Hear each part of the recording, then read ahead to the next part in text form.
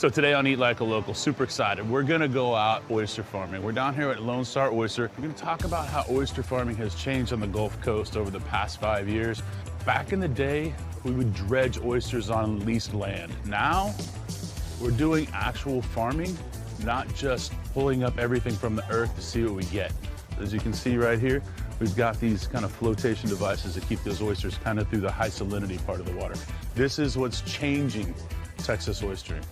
It's intentional, it's smart, it's good for the environment, it's good for us, it's gonna be a cool show. Let's get at this.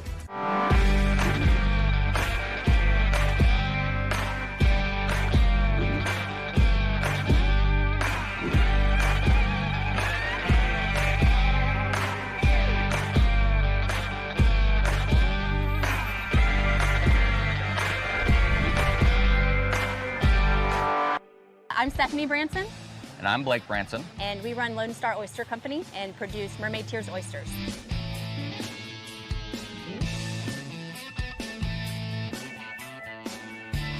So we grow about 500,000 oysters a year in West Galveston Bay. It is a labor of love to a large extent. You go home from the end of the day of this, you're exhausted, it's hard work, but you feel like you accomplished something that's good for the environment, that's good for people. Lucas, thanks for coming out today, and I know you buy these oysters, and so I think we both wanted to see this, how it works. Process, Hey guys. Absolutely. What up? How are you? Welcome. How you guys doing? Good to see you. Hey Blake, how are you? Dude, Good to see you. So absolutely. you guys already know this guy. Yes, we know this guy We're well. talking about oysters. Yeah, thanks for having us out. Yeah, So what do we absolutely. expect today? What do you see? So what we're gonna do today is we'll launch the boat, get out to the farm. We'll look at some of our baby oysters that we just put in this month from the hatchery. And then we'll kind of walk through just the process of what oyster farmers do on a typical day. The oyster species is Virginica. Crassostrea virginica. It's the same species everywhere. So all the way up on the East Coast, down through the Gulf Coast, it's the same species. And so you guys are Lone Star Oyster Company, but what we're gonna go see is mermaid tears. Correct. Yeah, you're going to see the Mermaid Tears farm, if you will. Because just like with wine, each section of water in each area is completely different. Grapes, they call it Terroir. terroir. Yeah. So with oysters, they're calling it merroir. Oyster, Yeah. We're going to check out the mermaids here, Merroir. Yes, Merroir. exactly. That oyster you're having is specific to that particular farm, where it came from, the techniques that those farmers used, the local weather conditions. I mean, it is It is literally exactly a snapshot. like grapes. Yes, Yes. exactly. If you sat down with an oyster map and tried oysters from all these different areas, just one, you could literally just take the vacation up the coastline. Absolutely. You can basically taste the Texas water, the Texas coast, if Yeah. you will. And That's what we try to like encapsulate at the restaurant. You know, we usually try to have 2 Texas oysters in Mississippi, Louisiana, Alabama. You can take a trip all the way down the coast. One of my favorite things is when you hear somebody say, "Oh, I only eat East Coast oysters." And you go, Wherever we hear try one of these, right? Yeah. And then, oh, turns out I like your oysters too. And it's like, Yeah. yeah, it's not where it grows on the map, it's where it grows in the water column that really makes a big difference. All the phytoplankton that an oyster eats swims up towards the top of the water column because that's swimming towards the sunlight. And all the dirt and silt and everything that's in the turbidity of the water that's not food, that settles to the bottom. Yeah. So if you keep your oysters in the top, foot and a half of the water column, they're basically in the fast lane for the food. That's why an off-bottom oyster, something like a farmed oyster that we grow, is gonna have a very clean taste. It's not gonna have that grittiness, because basically we're putting it in a spot where it's all food, very little dirt. It's just just Yeah, the entire the time. So, buffet. you pop them open and you've got an oyster that's just, insanely fat and happy in there. It is a very cool thing to see folks enjoying the labor of your love, because on those days when it's really, really hard and dirty and you smell bad and you just, want to quit, watching the person like actually eating and enjoying your oyster, and you go, okay. I get to see that side a lot more often, yeah. Yeah. It's such an So, amazing feeling, but to get there is somewhat a challenge.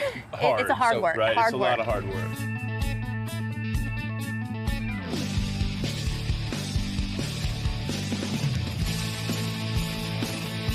It's always oyster season for us.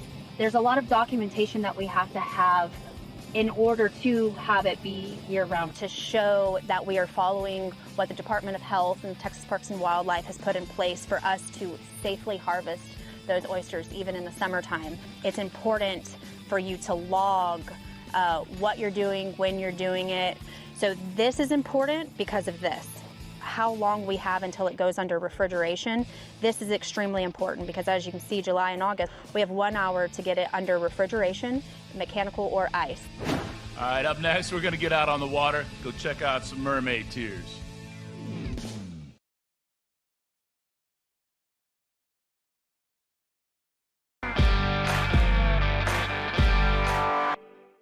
This is something I've been wanting to do for a long time. Blake and Stephanie are gonna take us out. We're gonna go to the oyster farm. We're gonna see how mermaid tears are raised.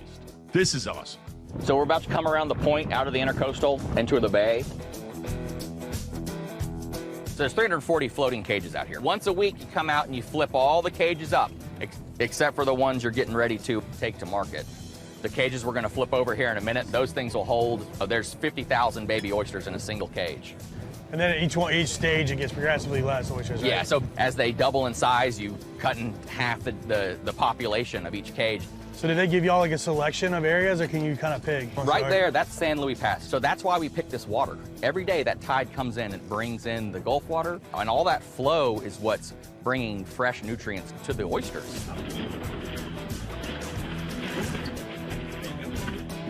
So guys, these are floating cages. These are our babies. They've been in the water 3 weeks. When we got them, they were, say, 1/4 inch in size. So we'll see here in a second how fast they grow when they're little babies. They're basically doubling in size every 10 days. Really? Yeah. You want to see what 10,000 oysters look like? What's crazy is they look like an oyster. They're just small. So they start off in a larval state where they're free floating in the water, and then they grow a foot. When they grow that foot, that means the oysters are looking for something to land on. And an oyster's favorite place to grow up is on top of another oyster. So the hatchery does this, like they're basically playing musical chairs, where they're trying to get them all to attach to an individual grain of sand. And that's why you end up with, you know, like a little bead on there. Like that right there was probably its little grain that it started life off on. As they get a little bit bigger, that's when we start putting them through the tumbler and sorting them out by size, basically. So the tumbler is basically, it's our grater, and you can also like grading the oyster's size. And you can also kind of think of it as a polisher in a way. They pull the bags out of the cages and they dump it down here at the end. They turn it on and it spins. And so the oysters come down, it grades them into their size. So we know if it falls here, it goes into a 14mm bag. If it falls here, it goes into an 18mm bag. And it falls out the end, then it's market ready to go to the restaurants. That's awesome. Yeah. I'm gonna put these guys back in here. We can go look at what they look like on the other end of the process. I think it's amazing. This company was started just basically for the conservation purposes of the waterways. It's not for the love of the oyster, but the love of the water. And the full circle moment on this is not so much when Lucas shucks an oyster at the restaurant, but the full circle moment is what this oyster's done for this waterway. Like for Stephanie, her seeing people enjoy it, she's a people person. She loves that part of it. For me, my heart gets all warm and fuzzy when I come out on a nice day and there's a boat on every corner, just rod bent over, catching trout. It's something that people can go make memories fishing on that beforehand was just, it's just a big muddy empty spot where there's nothing. And you know what's right here is a place to come. Swimming ecosystem. It's very rare that there's a for-profit industry that actually improves the resource it's situated in. It's a very true statement. That's almost unheard of. All right, 1, 2, 3. So This one's much that's heavier. a full cage full of market readies. Leave these out too long. So the little babies we saw just a few moments ago, a year later turns into that. That is a mermaid tear for you. That's a Texas farm-raised oyster grown here in West Galveston Bay. So what you're looking for in an oyster is a nice deep cup. So like a perfect oyster is 3 inches long, 2 inches wide, 1 inch deep. We grow ours a little bit bigger than the typical oyster farmer. You know, if you want to go take these and grill them, there's going to be enough meat in there when you're grilling. There's still something else. We take the salinity every time that we do a harvest. This is a refractometer through, and it tells us what the salinity level is. And we like to put that on our tag, so once it makes it to the restaurant and the servers describing the flavor profile, they can say, you know, this one's more salty or this one's more mild. And I've it's had kind of a restaurants handy forever. I didn't know that. And I just go open one and try it. Yeah, that's how it. Yep, he's salty. He's good. You know. It's beautiful in striations. Look, you can still see the gill structures Deep cup, nice and plump. You know, the shell is thick on these, so like when you're opening them, they're gonna stay intact. They're gonna look good on the plate. This is not something you generally get with like an East Coast oyster. Those The East things Coast are is so a lot. brittle. I don't know the science behind. Do you know why the shells are thicker, even though it's the same species? So some of that's just the tumbling action. A wild oyster is fighting for space. So when it's growing on the bottom, he's gonna grow that bill. So the oyster, it grows from this bill out. And so if this oyster is up against this oyster, if I can get further in the water, I can win more water. So they're gonna grow out as fast as they can. But when we put them through this tumbler, it chips this off. That's what teaches it to grow more in a cup. My house is better than yours. Exactly. All right, so we got these back to the warehouse. They have been tagged. They've been tagged with market ready, eat like a local. Everything's ready to go. Salinity is right there, which is really cool. All right, let's shuck them. Dang, really good. That's what you're looking for. It's still nice and plump, not cut up, not bleeding out. This is the truest form of what 100%. beauty of an oyster is right here. You're gonna get the best experience in that way, right? And these are to the restaurant within less than 18 hours usually, you know? I've been practicing holding it this way and going that way. You know, this is a more professional hold, but when I'm like really like in the weeds and I have to like dig through it, I'll come down the side and then cut it open and then fold the... It's gorgeous.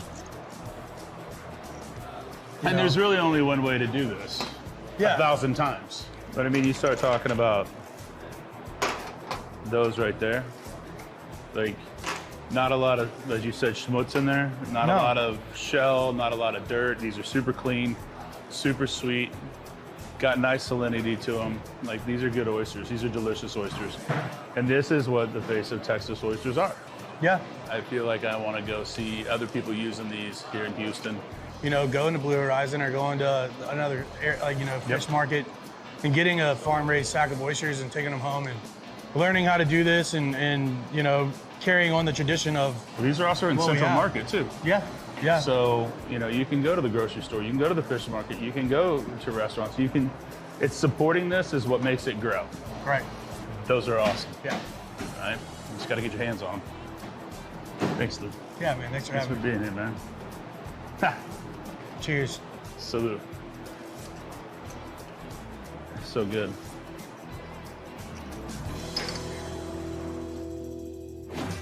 All right, we're on dry land now. We're gonna head out to Clark's, go have some mermaid tears. This is gonna be fantastic.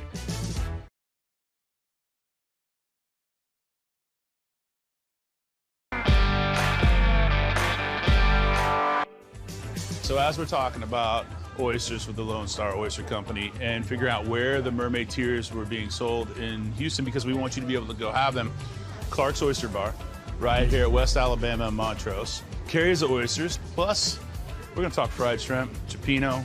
It's just an all-around fantastic seafood restaurant, so let's get at it. Chef's waiting.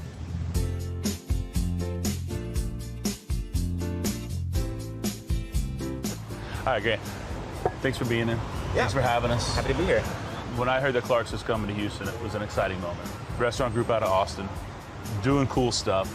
So what's the focus of the restaurant, for those that don't know? Focus of the restaurant is good quality oysters and fish, seafood.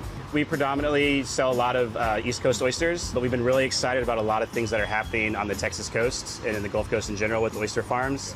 There's a lot of advancements and a lot of new techniques that are being developed that are really creating some fascinating, really tasty oysters. It's beautiful to see. There's nothing wrong with the bigger, old, you know, that style of oyster. They're good for roasting, they're good for grilling. Oh yeah, I mean, we still use the big boys for our roasting. But, Yeah, you so know? you want that still meatiness of the oyster. Exactly. But I think you're getting the salinity and you're getting the new textures and flavors. It's one of my favorite things when somebody comes in and says, "Oh no, I won't have a Gulf oyster." Yeah. You know, you say, "Okay, well, try this oyster. Let me know what you think." And then they slurp it down. They're like, "Oh, that's beautiful. It's amazing. The salinity is bright. The flavor is great." But I said, "You just had a Texas oyster." Yeah. And they go, "No way." I was It's like, really cool to have that moment. And it's like their eyes get real big, and then they start getting excited. They go, "What else do you have from Texas?" That's It's- a beautiful. And so like, that's moment. me. Like that's me getting their foot through the door, showing them like what can be possible with the proper farming techniques. Yeah. And to know that it's the same genus, the same species as every oyster that people are coming to, I want only East Coast oysters. It's like, it's technically the same thing. You know, and so it's just people taking the same seed and just using a different technique in a different location, and that's what creates your different flavors. Everything has a profile kind of where it's from, you know, wherever it's grown and whatever water it's in is going to take on the flavor of that space. Plus, you know, it's cleaning our waterways. People are creating oyster farms just to create a better aquaculture for the fishing. Like the mermaid tiers, I know they're doing that to help benefit the Texas redfish, because to us, that's one of our best-selling fish here is the Texas redfish, you know.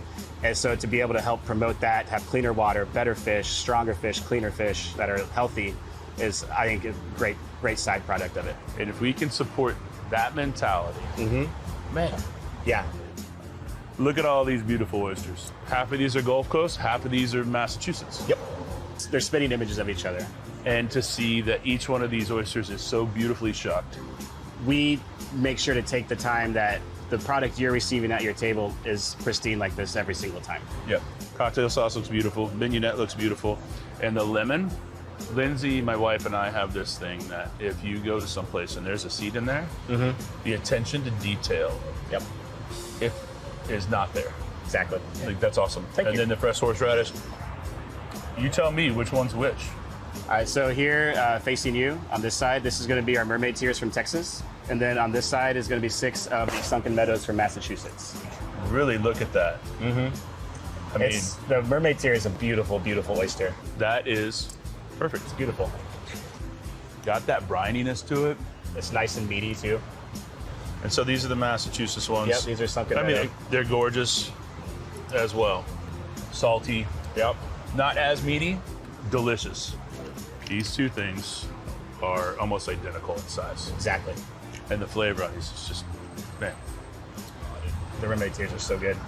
These are exactly, because I live close to here, 54 minutes from here.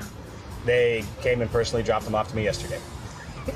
You know How what I mean? cool is that? That's one of my favorite things. Being in Houston and being closer to where this stuff is coming from is that I can get things so fresh out of the water. It's special, right? It's special, yeah. You got Gulf shrimp. Yeah. You got all the seafood, all those. Oh, Dude, the Gulf shrimp, like I always say, like that is one of the best seafood products in the entire world. It's the Gulf brown shrimp. Totally agree with that statement. Out here, this and just the only thing that's missing is like a frosty cold beer, and I'll be so satisfied all afternoon. I mean, this is the place to come just sit and like that Saturday or that Sunday afternoon. Oh yeah. Feet up, glass of wine, oysters, Oh yeah, dude.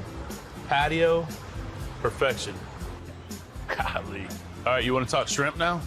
I came in one night, and you said something about fried shrimp, and I was like, you know what? When it's perfectly done, it's perfectly done. Exactly. And so this, it's just fried shrimp, a little salad, and a little Sauce grabiche. sauce grabiche. Yeah. That's just beautiful. Right. It's just beautiful. And I was like, okay, all right, we got to have a conversation about this. It's so good. This is one of those that if I'm making it, I might happen to make an extra one every time. There's not might, man. It's definitely going to happen. We lightly bread it with a little buttermilk, flour. You bring some of the classic things to this. And simplicity is like sometimes the best form of cooking. Yes. Like, especially when you have a good product like this, you don't have to do a lot to it. You just have to give it something to accentuate it a little bit. The shrimp Louis, but just shredded iceberg with basically it's just Thousand Island dressing and capers, right? Yep. But then the boiled Gulf brown. Yeah, I don't think there's a better shrimp. And I think we need to start asking the questions like, these Gulf shrimp? Right? I mean, it's an easy question to ask the server. Yeah. Gulf shrimp? No? Okay. Then maybe move on Exactly. and start supporting this, because like this, Try to give the people what they want. I want it. I want all of it. Doesn't take much when you have a product that's that good. As good as a shrimp may be, the technique has to be there too. Exactly. Because not all fried shrimp are good shrimp. Not all boiled shrimp are good shrimp, right? We really try to just take a really, really good ingredient and just good technique in the cooking process and be like, here, this is this is how you should have this. Man, I think this restaurant should be the place that you can bring back the fried shrimp and martini lunch. Cold martini, Yeah, man. fried shrimp. I'm not going back to work. All right, so you're talking to me about cioppino now. Outside of San Francisco, it's not something you see a whole lot of.